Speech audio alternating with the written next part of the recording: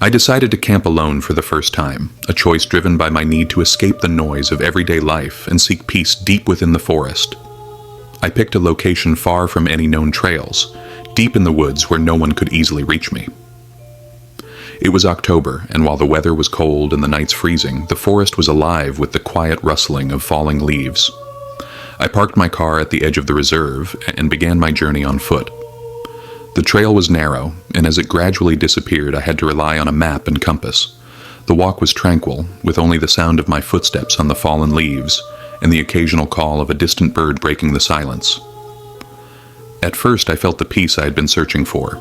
After several hours, I found a suitable spot to set up camp, a small clearing surrounded by tall trees, with a gentle stream running nearby. I lit a fire, prepared a simple meal, and gathered enough firewood to last the night. As darkness enveloped the area, the forest transformed into a different world.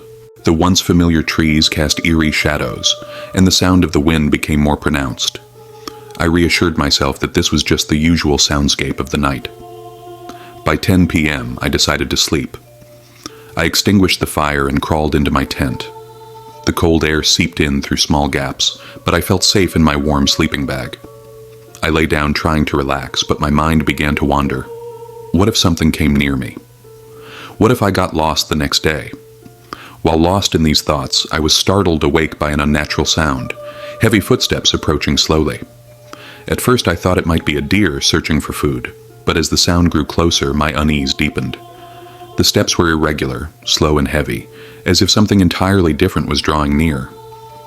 The footsteps suddenly stopped right beside my tent, and the air became thick with tension. I could hear my own breathing, but what frightened me more was the subtle movement of the tent fabric, signaling that something was shifting nearby. I was frozen with fear, every muscle in my body taut. After a few agonizing moments, the sound began to recede, moving slowly away until it faded into the depths of the forest. The minutes that followed felt unbearably long as I gripped a knife in my hand, unsure whether to stay still or make a move. But when the tension finally broke, it left behind an eerie silence. At first light, as the sun started to filter through the trees, I had already packed my belongings and was ready to leave the campsite. The hike back was fraught with anxiety, every sound triggering my heightened nerves. When I finally reached my car, I was utterly exhausted. Even now, I can't explain what happened that night. Was it an animal or something else? The only thing I know is that those moments will haunt me for a long time to come.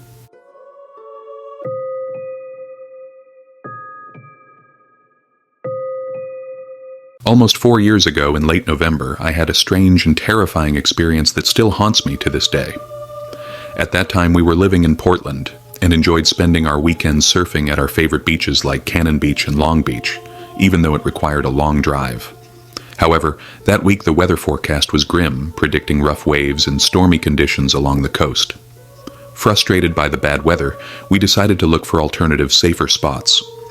After some consideration, we chose to head to areas along the Columbia River, a beautiful but very remote region. To get there, we had to drive along Highway 103, which cuts through barren lands and sparsely populated areas. The highway had no cellular coverage, and the towns along it were small and far apart.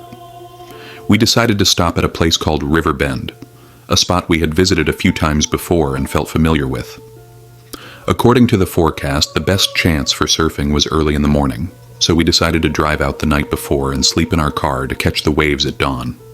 Given the freezing November temperatures, we didn't want to spend extra money on a hotel or campsite, so sleeping by the river seemed like a quiet and sensible choice. We expected the area to be deserted, and we were right. We arrived around 4 p.m., and the only other vehicle in sight was an old RV with a young couple and their small child inside.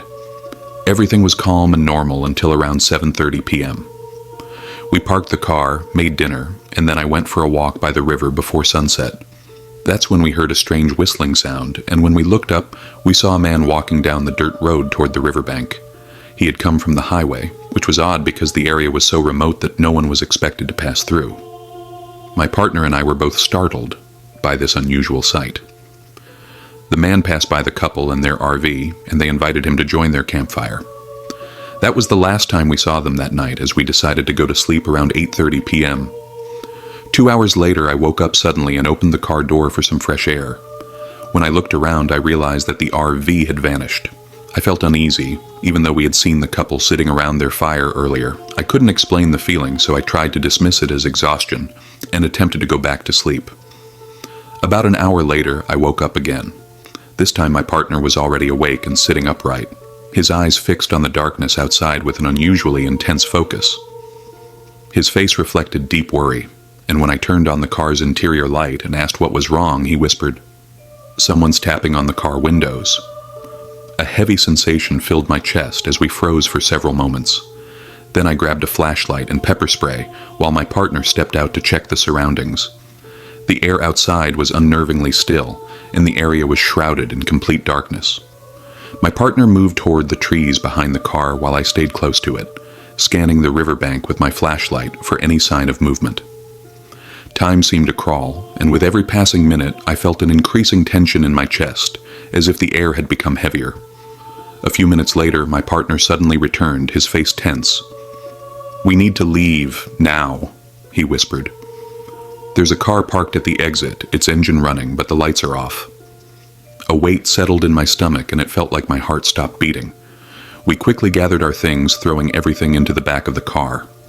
My partner started the engine and we sped off toward the highway. In our rush, we took a wrong turn, driving further away from the main road.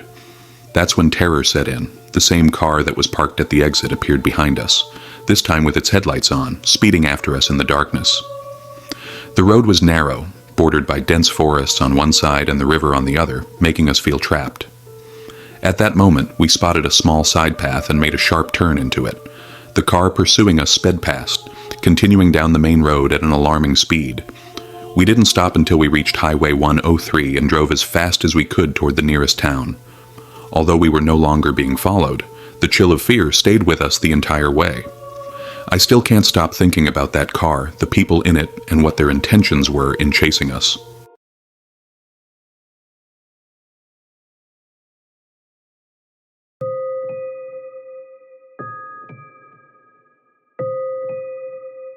I had always dreamed of camping alone.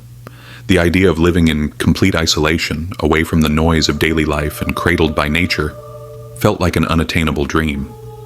When the weekend arrived with clear skies and cold weather, I decided to make it a reality. I packed my gear and headed to the mountains, choosing an uncrowded trail, a narrow path winding through dense trees that led deep into the wilderness. I had explored parts of this trail on previous trips, but this time I planned to go further, to places few dared to venture. I wanted absolute solitude, a complete escape from the world. I started my hike early in the morning, and the first few hours were serene. The forest was alive with sounds, birds chirping, leaves rustling, and the swift movements of a squirrel or rabbit. I felt a profound sense of peace as I listened to my footsteps crunching on the path and inhaled the earthy scent of the damp ground. By the time I found a suitable spot to set up camp, the sun was beginning to set. The spot was a flat area near a slow-moving stream surrounded by towering pine trees whose shadows stretched long across the ground. As night enveloped the forest, everything grew eerily quiet. The birds stopped singing, and the only sound was the gentle flow of water nearby. I lit a small fire and sat beside it, eating a simple meal and watching the flames dance on the trees. The tranquility was profound, a quiet unlike anything I had experienced in the city. Yet this silence felt heavy, making me acutely aware of every movement, every faint snap of a twig or rustle of leaves. It wasn't unsettling, but it was exactly what I had sought. By 9 p.m. the firewood had nearly burned out and the cold air began to settle in. I decided to end the day, extinguished the fire, and zipped myself into the tent. I closed it tightly and felt relatively safe, listening to the soothing sound of the stream as I drifted to sleep, but I woke up abruptly. At first I didn't know why. I lay still, listening to the silence around me. Then I heard it, a faint rustling sound like leaves crunching underfoot. My heart began to race as I strained to hear more. The sound grew louder, slow, deliberate footsteps approaching my tent, circling the campsite. They stopped directly outside my tent. I froze in place, overcome by the feeling of being watched. The steps were light, but not animal-like. They followed a steady rhythm, something more calculated than random movements. I wondered, could it be another person? But why would someone walk around my campsite in the middle of the night without saying anything? The steps continued to circle, drawing closer, then paused right in front of my tent. I held my breath, my heart pounding so hard I thought it might give me away. Then came another sound, a faint scratching on the fabric of the tent. It was soft, as if something was being dragged across it, but the motion was slow and deliberate, moving along the edges of the tent. I wanted to reach for the flashlight and knife beside me, but fear kept me paralyzed. I couldn't see anything through the thin walls of the tent. Only the sound reached me, heightening my anxiety. Was it an animal, a person, or something worse? Then the noise abruptly stopped, replaced by a heavy silence more unnerving than the sound itself. I waited, gripping the knife, bracing for something to attack. Moments later, I heard another noise, a dragging sound like something heavy being pulled through the leaves. It moved away from my tent, slowly fading into the distance. I didn't dare move. I couldn't bring myself to open the tent and look outside. I remained frozen, waiting for the sound to return, but it didn't. Exhaustion eventually overcame me, and I fell into a restless sleep, my hand still clutching the knife. When dawn broke and the first light seeped into the tent, I forced myself to move. Looking around, I found nothing out of place. No footprints, no signs of anything unusual. I quickly packed my gear, still feeling the weight of unease, and began my trek back to the car. Every step of the way, I felt as though I was being watched. The forest that had seemed so peaceful before now felt darker, the trees taller and more menacing. Every sound made me jump, and every shadow appeared to shift. When I finally reached the parking lot and saw my car, relief washed over me. I tossed my gear into the trunk, climbed into the front seat, and locked the doors. To this day, I don't know what was out there that night. I've tried to rationalize it. Perhaps it was an animal or someone playing a prank in the woods. But something about the way those footsteps moved, their deliberate rhythm, still sends shivers down my spine. Since that night, I've never gone camping alone again. Whatever it was, I hope I never encounter it again.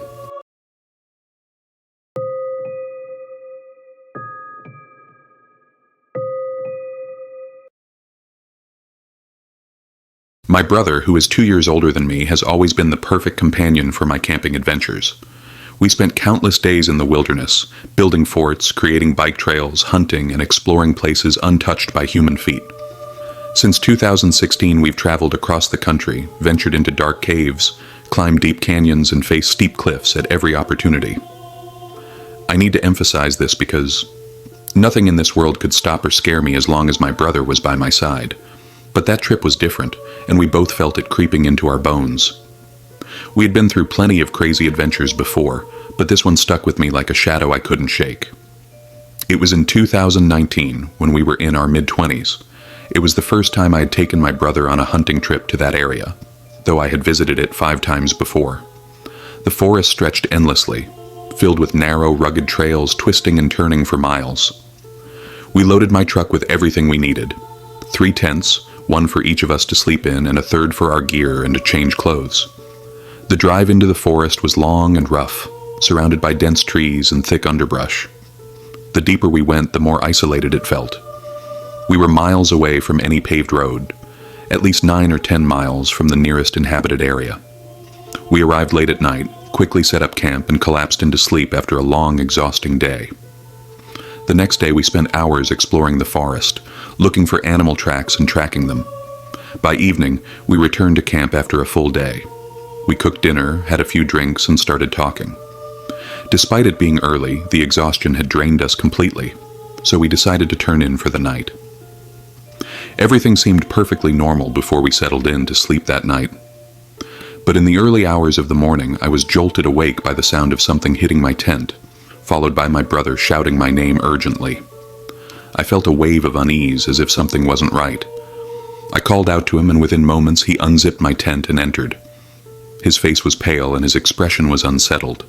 When I asked what was wrong, he grabbed my arm and whispered, "Stay quiet." The sun hadn't risen yet, so I guessed it was around 4:30 or 5 a.m. We sat in silence, trying to make sense of what was happening. Then came the sound, the one I still can't fully describe. The closest I can get is that it was the laugh of a woman echoing through the trees, changing tones as though coming from a distant place. The laugh would stop suddenly, only to return, repetitive and unsettling, as if it were part of something unnatural. Then the sound morphed into a mix of high-pitched laughter and deep, resonating tones that seemed to vibrate through the ground itself. If I had the chance now, I would have recorded the sound, but in that moment, I couldn't believe what was happening. I was in a state of shock, unable to think clearly. The unnerving noises continued until the first light of dawn broke through. I think they lasted for about an hour, though I can't be certain. We didn't exchange a single word throughout the ordeal. The air around us felt charged with electricity, as if it was alive and brushing against our skin. As soon as the sound stopped, the rain began pouring heavily, and within moments we were caught in one of the most intense thunderstorms I've ever experienced. The weather had been clear throughout the trip, so the sudden storm was completely unexpected. The wind was so strong that it pulled the stakes anchoring our tents to the ground, stakes we had hammered deep with an axe. It was impossible for them to be removed so easily. To this day, my brother refuses to talk about that night. He always says it was just the sound of a distant machine, but in that moment, we both felt unease and confusion. It was bizarre to hear such noises at that late hour, especially in a place so far from any city or industrial area. I've always been skeptical of supernatural stories,